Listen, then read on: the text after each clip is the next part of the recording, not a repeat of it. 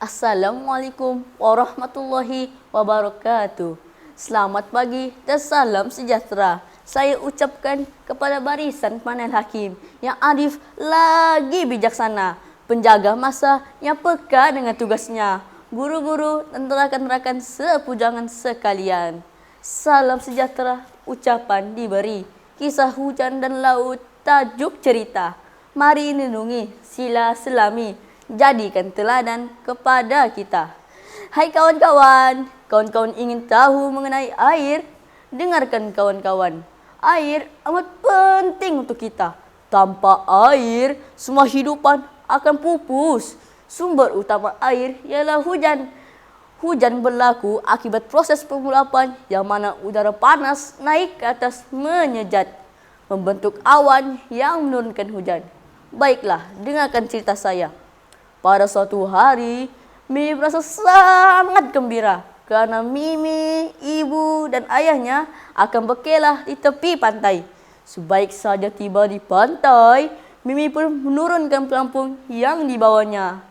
Wah, saya tidak sabar untuk mandi, kata Mimi dengan gembiranya.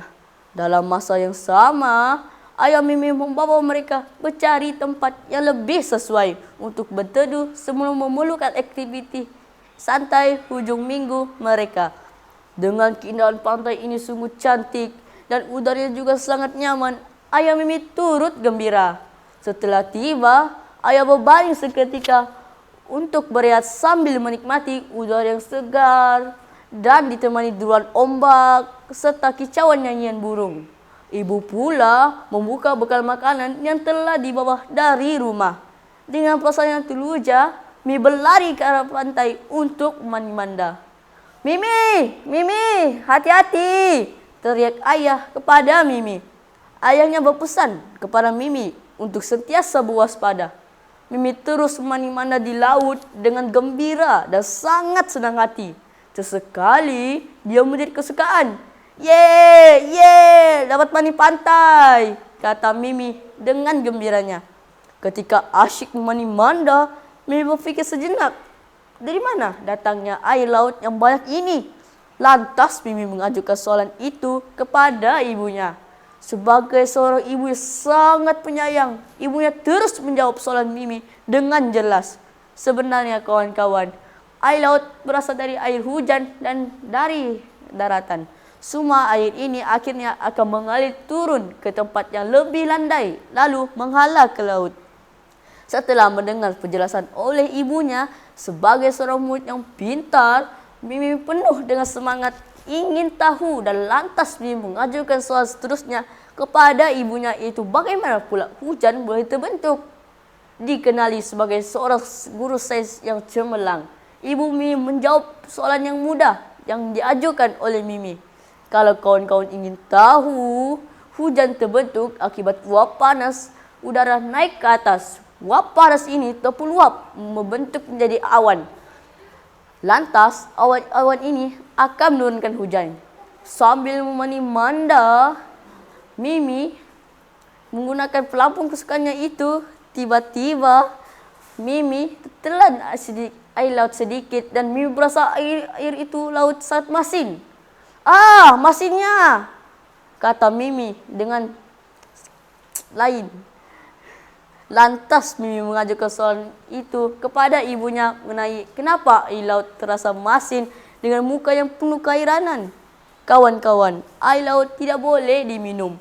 Dan air laut terasa masin kerana semua mineral dari daratan mengalir serta terkumpul di dasar lautan. Begitulah jawapan ibunya kepada Mimi sambil menemani Mimi memandi-manda di pantai yang sangat indah. Selain itu kawan-kawanku yang budiman, saya ingin berkongsi kepada kawan-kawan bahawa apabila mineral ini tersimpan lama di dasar laut, ia akan bertukar menjadi bahan galian seperti minyak. Malangnya kawan-kawan, sedih saya melihat laut yang cantik selalu dicemari. Laut ini tercemar punca terdapat kapal berlanggar. Lalu minyak tertumpah ke laut. Lalu minyak yang tertumpah dari kapal akan mencemarkan air laut. Malah laut juga akan menjadi kotor dan banyak ikan akan mati serta sekaligus dapat mematikan hidupan akuatik. Kawan-kawan, bukan saja hidupan air yang akan mati, malah burung laut yang terkena tumpahan minyak juga akan mati. Ibu, ayah, lihat di sini. Pantai dan laut akan menjadi kotor jika terdapat individu yang membuang sampah merata-rata tempat. Jelas Mimi kepada ibunya, bapaknya. Beginilah sifat baik yang tidak baik manusia. Pantai dan laut harus dijaga dengan baik dan akan sentiasa bersih. Dalam masa yang sama, Mimi melihat kalau air laut semakin pasang. Bagaimana dia boleh berlaku, ibu? Tanya Mimi. Dengan senyuman manis seorang ibu penyayang, ibu yang menjawab dengan teliti. Pasang surut air laut disebabkan oleh adanya daya tarikan dan daya graviti bulan.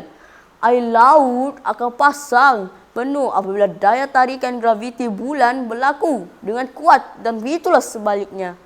Menjelang petang, mereka pun pulang. Sejak hari itu, Mimi belajar tentang hujan dan air laut.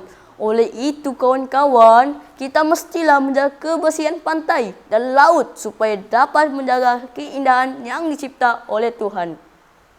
Laut yang indah suka dicemari. Jagalah laut dengan bersih.